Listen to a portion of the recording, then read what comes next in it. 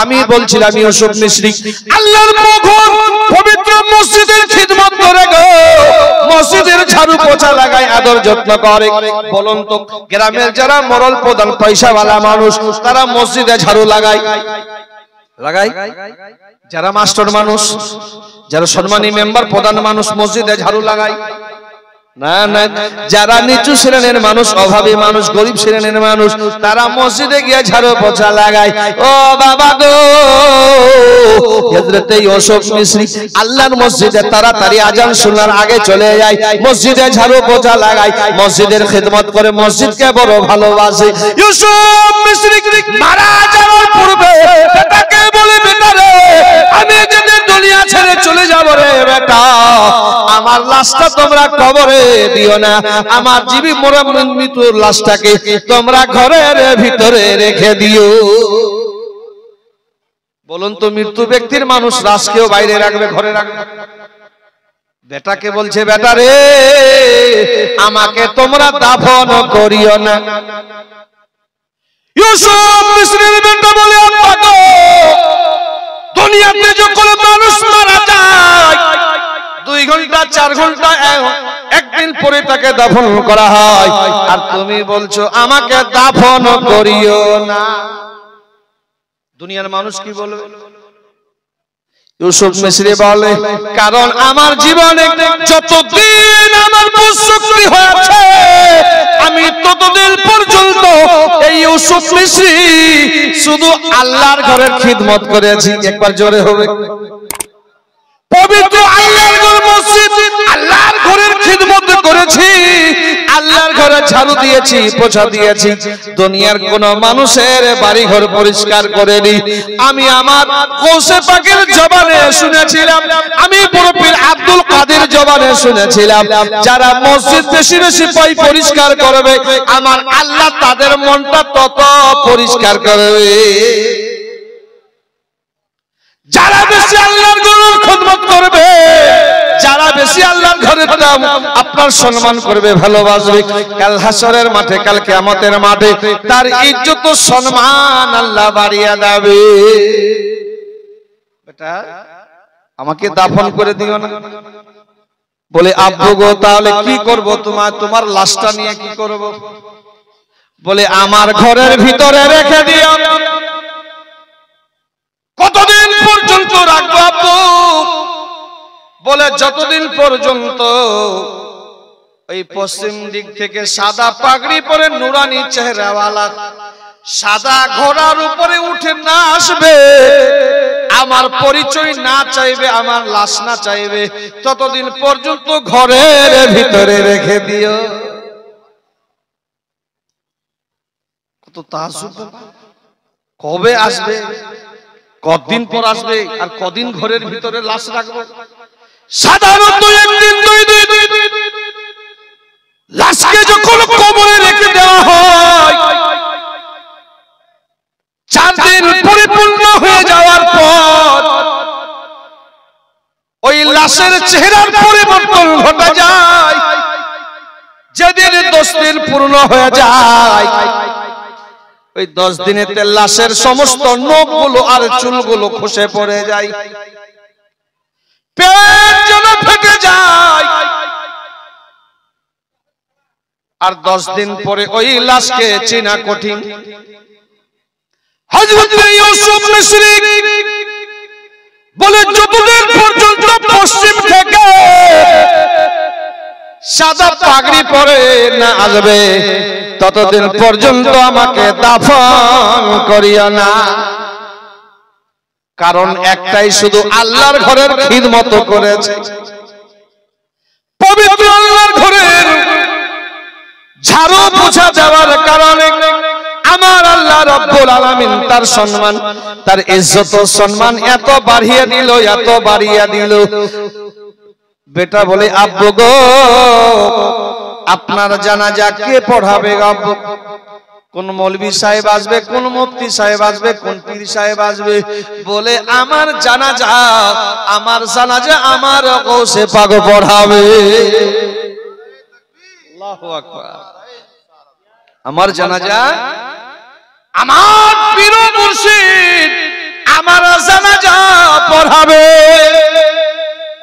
বলে এত বড় মর্তবা কেমন করে পেলে গো আব্বু? বলে আমি এই জন্য আমার মর্তবা আল্লাহ বাড়িয়েছে, আমি একমাত্র আল্লাহর পবিত্র ঘর মসজিদকে ভালোবেসে মসজিদকে খিদমত করার কারণে, মসজিদে ঝাড়ু পোছা যাওয়ার কারণে আমার আল্লাহ আমাকে বলে দিয়েছে, রে ইউসুফ মিসরি, আমার কাছে তুমি যা চাইবে আমি আল্লাহ তাই দিব। হবে না?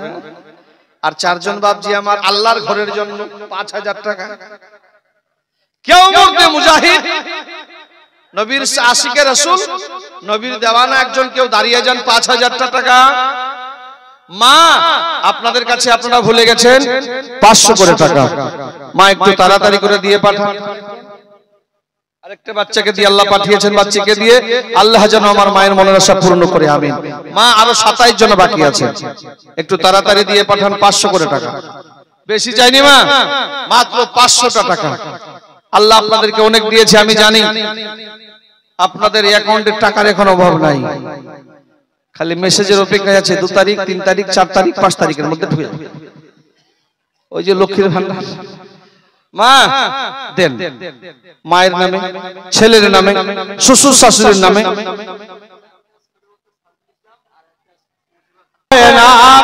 সারা বিশ্ব জগৎ ঘুরলে যার জোড়া পাবে না, আমার নবীর মতো আর নবী হবে না।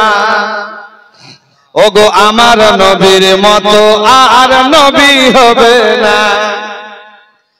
হযরত ইউসুফ নবীকে ওগো যারা দেখেছে, তারা ওগো নিজের আঙ্গুল কেটেছে। ইউসুফ নবীকে ওগো যারা দেখেছে, তারা ওগো আমার নবীর আঙ্গুল কেটেছে।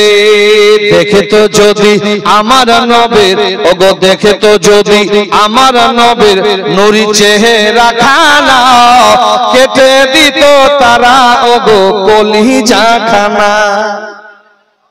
হয়নি হবে না হতে পারে না, হয়নি হবে না হতে পারে না, আমার নবীর সঙ্গে কারো তুলনা হবে। আমার নবীর সঙ্গে কলিমুদ্দিন সাহেব 2 ব্যাগ সিমেন্ট, নারে তাকবীর। বাবা হবে না, আমি বলছিলাম 5 জন বাপজি আমার একটা হয়েছে নাকি? ও মাঝি রে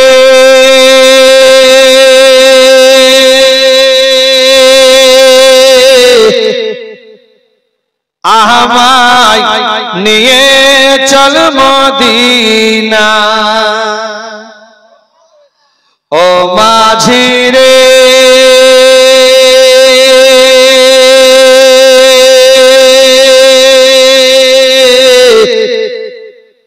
আমায় নিয়ে চল মদিনা। এই দেশেতে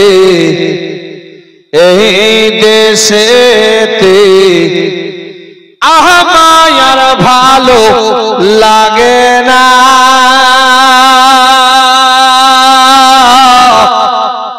আমায় নিয়ে চল মদিনা।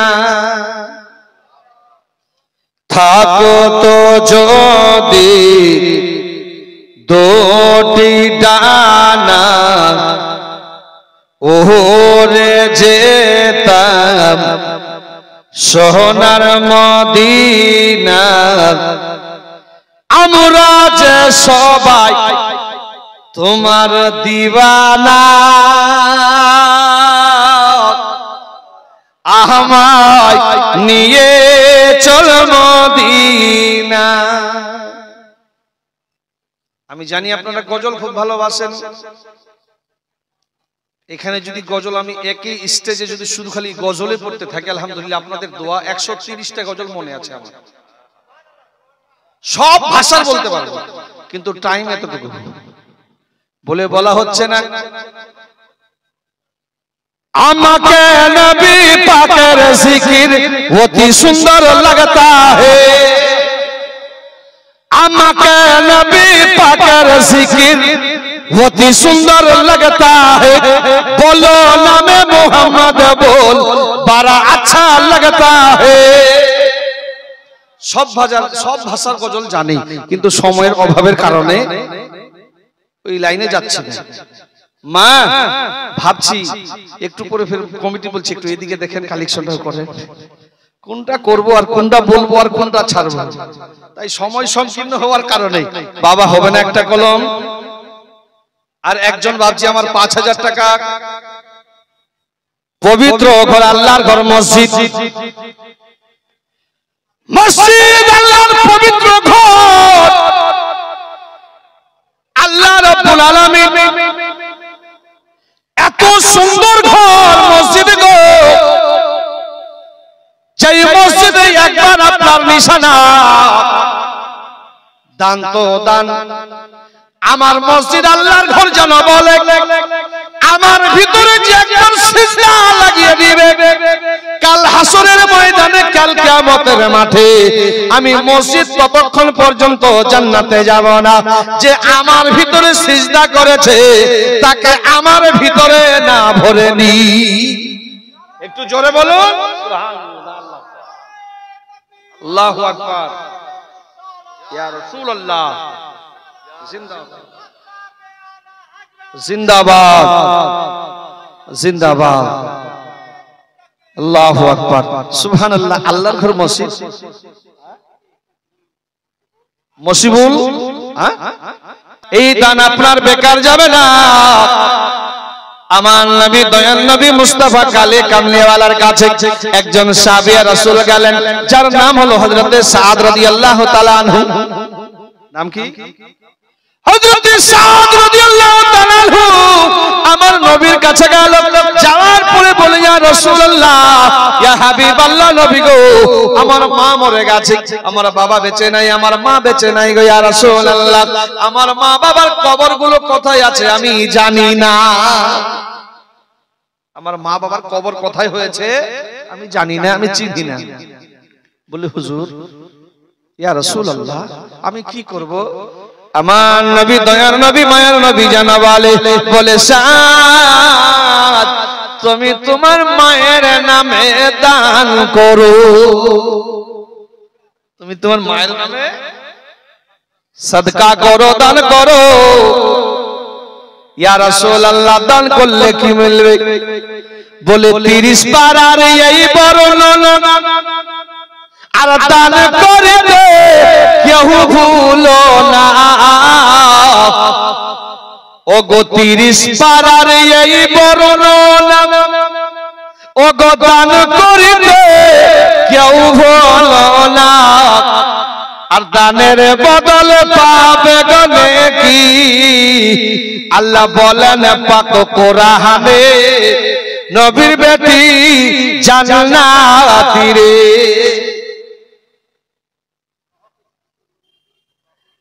মুসলমান কিছুদিন পর আপনার আমার কবরটাকেও তারা ভুলে যাবে কবর যখন পুরাতন হয়ে যাবে গো কবরের মাটি যখন ছিন্ন বিচ্ছিন্ন হয়ে যাবে কবরের বাস যখন শুকিয়ে ছিন্ন বিচ্ছিন্ন হয়ে যাবে বর্ষাকালে বর্ষাকালে ওই কবরে পানি লেগে যাওয়ার কারণে মাটিগুলো ধসে ধসে পড়ে যাওয়ার কারণে ঘরগুলো যেন আর চিনার মতো থাকবে না আপনার ছেলে যাবে মনে বলবে হয়তো আমার বাবা একা এখানে বাবাকে দাফন করেছিলাম হয়তো বাবার ঘর হতে পারে হয়তো হতে পারে আপনার ঘর কেউ ভুলে যাবে না আপনার ঘর কেউ মনে রাখবে না কি লাভ হলো গো মা আমি তো বলবো বাবা গো যা পারবেন দুনিয়াতে নিজে কিছু ভালো আমল করে যান নিজে কিছু ভালো আমল একবার দরুদ পড়ি আল্লাহুম্মা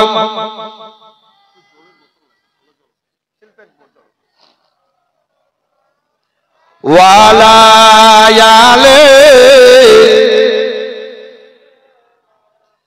ওয়ালা ইয়ালে সাইয়্যিদনা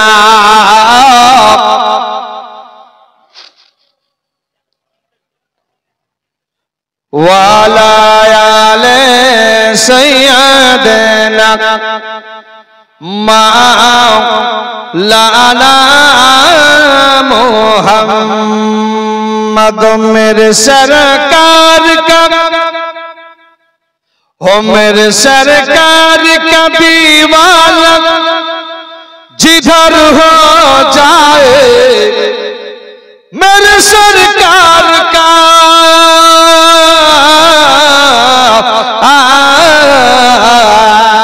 हो मेरे सरकार का दीवाना जिधर हो जाए जिस तरफ जाए जिस तरफ जाए जमाना भी उधर हो जाए मेरे सरकार का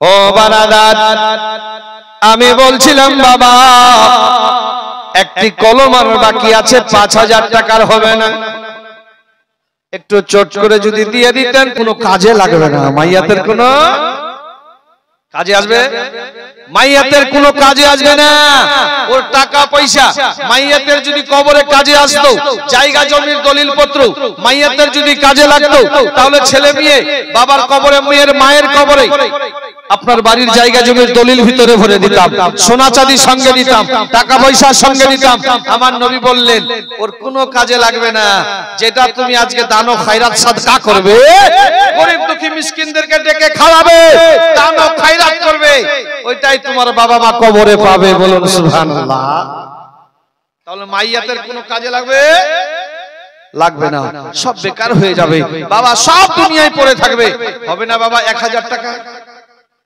আর যোগ্যতম ভাই আমার দেনেওয়ালা আপনারা এত দাম দেন আমি জানি আজ থেকে 3 বছর পূর্বে আমি আবার এখানে প্রোগ্রামে এসেছিলাম আরো 3 বছর পূর্বে এসেছিলাম আপনাদের